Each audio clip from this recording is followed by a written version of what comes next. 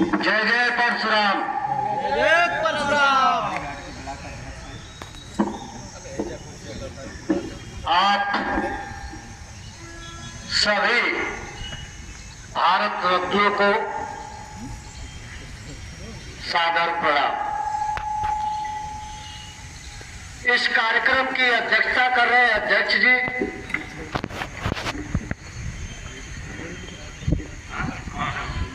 और इस संगठन के प्रदेश अध्यक्ष हमारे बड़े भाई पंडित अजीत कुमार पांडे जी और हमारे गार्जियन, हमारे मार्गदर्शक, हमारे बड़े भाई श्री अरुण कुमार पांडे जी, आप सभी लोगों का मैं हृदय के गहराइयों से प्रणाम करते हुए, नमन करते हुए इस कार्यक्रम में आपका हार्दिक स्वागत, अभिनंदन, वंदन करता हूं। साथियों, निश्चित रूप से संसार के हर समूह समाज को संगठित किया जा सकता है, लेकिन ब्राह्मणों को नहीं। उसका कारण भी है। हमने पहले शब्द में कहा आप भारत रत्न हैं, क्योंकि किसी को एक भारत रत्न मिलता है तो आज सोशल मीडिया के जमाने में वो अच्छा जाता है कि वो मेरी बिरादरी का है। मैं बड़े गर्व के साथ कहता हूं कि मैं उस कुल में पैदा हुआ हूं जहां केवल भारत रत्नों की खदान है। हम उस ब्राह्मण कुल में हैं। आज हिमालय की चोटी पर बार बार प्रहार करने के तरीके से ब्राह्मण समाज पर भी चोट करने का एक सिलसिला चल रहा है। वो सिलसिला जब से यह सृष्टि है तब से ब्राह्मणों के खिलाफ है। जब जब आक्रांता आए तो ब्राह्मणों के ऊपर उनकी निगाहें रही, उनकी धरोहर, उनकी संपदा, उनकी संस्कृति, उनकी सभ्यता, उनके संस्कार उनके ऊपर हावी थे, जिसे समाप्त करने के लिए वह बार बार आक्रमण करते रहे और हमें तार तार करने की कोशिश, समाप्त करने की कोशिश करते रहे। लेकिन बाहर मेरे पूर्वज, हम कभी झुके नहीं, टूटे नहीं, इसीलिए बचे हुए हैं। न हम इस्लाम में गए, न ईसाई हुए। गर्व से कहते हैं कि हम सनातनी हैं, सनातन में हैं और सनातन में रहेंगे। आज भारत की सभी राजनीतिक पार्टियां, कोई आपका नहीं और कोई ऐसा नहीं जिसने आपको ठगा नहीं। हर पार्टी जिसके झंडे को आप उठाते हैं 2-2%, 3-3% की भागीदारी के साथ परिवारवाद की पार्टियां पैदा करते रहते हैं, न कि जातिवाद की पार्टियां पैदा करते हैं। अगर वह सच्चे जातिवादी होते तो सचमुच अपनी अपनी जातियों का उत्थान और कर लेते, लेकिन वो तो परिवारवाद में सिमट कर रह गए। अगर कोई यादव की पार्टी है तो केवल एक घराने की पार्टी है, कोई राजभर की पार्टी है तो कोई घराने की पार्टी है, कोई चौहान की पार्टी है तो घराने की पार्टी है, कोई निषाद की पार्टी है तो घराने की पार्टी है। लेकिन जब ब्राह्मण पार्टी बनाता है तो हिंदुस्तान के नवरत्नों की पार्टी बनाता है।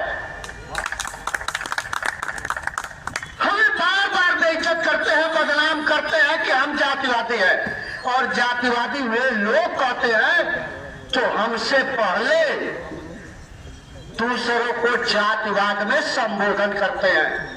हम नहीं करते, हमारे नाम पे उन्हें करते हैं और दिखावा हमारे ऊपर करते हैं, उंगली हमारे ऊपर उठाते हैं। आपको आज बता दूं, मैं रास्ते में जब आ रहा था तो भैया की बातें बार बार कानों में गूंजती है। कुछ ऐसा करो कि समाज में निश्चित रूप से कुछ बदलाव आ जाए। भैया, आज से 2 साल पहले एक आर्मी बनी थी, आर्मी, आपको याद होगा। वो आर्मी सवर्णों को डराती थी, ब्राह्मणों को धमकाती थी। मैंने परशुराम आर्मी बनाई थी, परशुराम आर्मी। और आर्मी का मतलब होता है प्रशिक्षित नौजवान, इसलिए कि हमें शास्त्र और शस्त्र दोनों चलाना आता है, हम दोनों के ज्ञाता है। उस आर्मी को बड़े भाई अरुण कुमार पांडे जी के द्वारा इस परशुराम सेना में विलीन कर दिया। और मैं दावे के साथ कहता हूं कि जनपद में नहीं, दुनिया के किसी भी कोने में ब्राह्मण कमजोर नहीं है। क्योंकि जब परशुराम जी अकेले हुए थे तो सर्वनाश शुरू हो गया था। और हमेशा जब आप अकेले होंगे तो सबसे शक्तिशाली होंगे, क्योंकि ब्राह्मण पे पीछे मुड़कर नहीं देखता कि कारवा है कि नहीं। आगे जो लौक रहा है, अगर वह हमारा दुश्मन है तो हमें उसके ऊपर हथियार चलाना होगा। सबसे बड़ी बात जो राजनीतिक पार्टियों पे है, आज आपको मैं कहना चाहूंगा, आगाह करना चाहूंगा। और सबसे बड़ी बात इसलिए है कि जो राजनीति है, आप समाज के लिए खतरा बन गए हैं, यानी केवल इसलिए कि कुछ वोट समूहों को अपनी तरफ आकर्षित कर ले, और जिसको ओछी राजनीति कहा जाता है वह राजनीति सभी पार्टियां कर रही हैं। आप भारतीय जनता पार्टी का झंडा उठाते हैं, बड़े गर्व से कहते हैं, और जब आपके घरों में कत्लेआम होता है तो एक भारतीय जनता पार्टी के लोग अपने घरों में दुबक जाते हैं, तब उनका कमल नहीं खिलता। तब आपको परशुराम के वंशजों की याद आती है, तो फिर अपने वंशजों के साथ मिलकर उसका निर्माण करिए। आप जो कल्पना करिए, पूरे भारत में 18% उत्तर प्रदेश में सबसे अधिक अगर कहीं ब्राह्मण है तो उत्तर प्रदेश में है। 165 उत्तर प्रदेश की विधानसभा की सीटें हैं, जिसको आप जिताते और हराते हैं। इसके बाद भी आप अपने आप को कमजोर समझते हैं। बड़े दुर्भाग्य की बात है कि अगर आप 18% होने के बाद भी किसी राजनीतिक पार्टी के कोर वोट नहीं है, 3%, 6%, 2%, 5% लेकर राजनीतिक पार्टियों के कोर वोट बन गए हैं। वो ब्लैकमेल कर रहे हैं और आप उनके साथ मिलकर केवल पिछली सीट पर बैठने का काम कर रहे हैं। आपके बस का ड्राइवर, आपके ट्रेन का ड्राइवर और आपकी जिंदगी का ड्राइवर आज के डेट में कोई और हो चुका है, आप नहीं हैं। कहीं भी अगर आपको पद दिया जाएगा तो अध्यक्ष नहीं आप होंगे।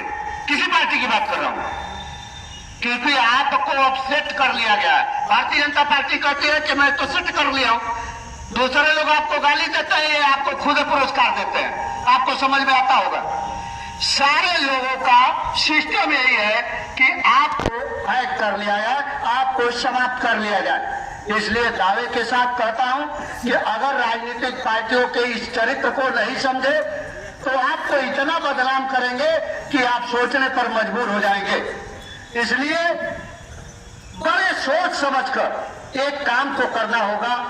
वोट करना है, मतदान आपका अधिकार है, आप करें।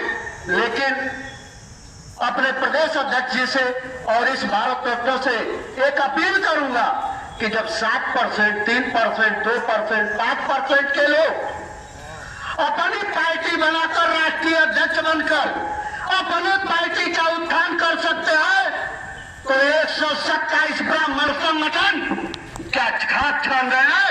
अरे खड़ी करो हिंदुस्तान में पार्टी और राष्ट्रीय अध्यक्ष बनकर हम भी 18% देकर दूसरे को नेता और विधायक बनाएंगे। हम बनाएंगे विधायक, हम बनाएंगे मंत्री। मुख्यमंत्री कौन होगा? तब आप होंगे। तब अखिलेश यादव को मुख्यमंत्री नहीं बनाएंगे, योगी आदित्यनाथ को मुख्यमंत्री नहीं बनाएंगे, मायावती को मुख्यमंत्री नहीं बनाएंगे, ओम प्रकाश राजभर के पीछे नहीं घूमेंगे। तब क्या करेंगे?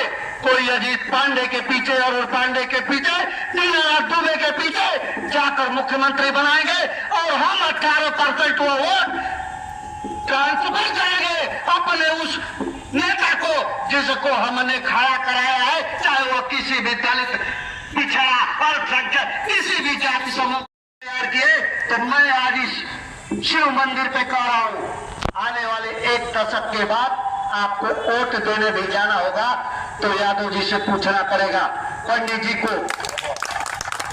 इसलिए सबसे बड़ी बात है कि हर संगठन को मिलके काम करिए।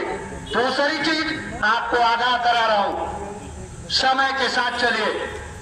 शिक्षा पे कमांड है, कमांड रहना चाहिए आखिरी क्षणों तक।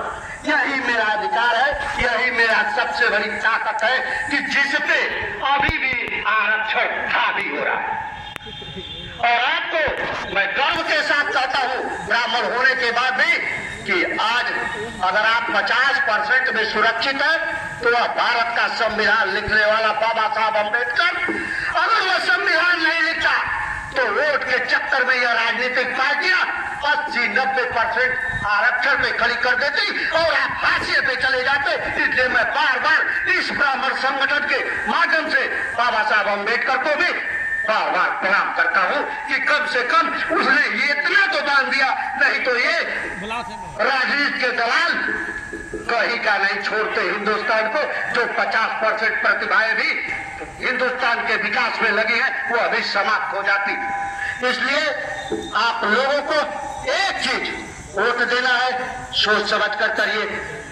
किसी भी अपने साथी के साथ कोई दूसरी समूह का व्यक्ति भी अगर अत्याचार करता है तो उसका भी जानिए कि यह भी अत्याचार में इसकी कितनी भूमिका है। इसको समझाया भी जा सकता है, बताया भी जा सकता है और बचाया भी जा सकता है, लेकिन किसी का दमन करने के लिए मेरी यह संगठन नहीं है। किसी समूह, किसी जाति, किसी धर्म, किसी मजहब के अपमान करने के लिए यह संगठन नहीं है, लेकिन केवल इसके लिए यह मेरा संगठन है कि जब जब हमारे ऊपर किसी की उंगली उठेगी तो उसकी आंखों में उंगलियां डालकर उसकी आंख खोल देंगे कि मत डालो। अगर यह करोगे तो तुम्हारी आंखें भी सही सलामत नहीं रहने देंगे। इसलिए मैं बार बार आपसे कहता हूं कि अपने अपने विचार को अपनी अपनी व्यवस्था में रखने का काम करें। जय जय परशुराम। आप सभी लोगों को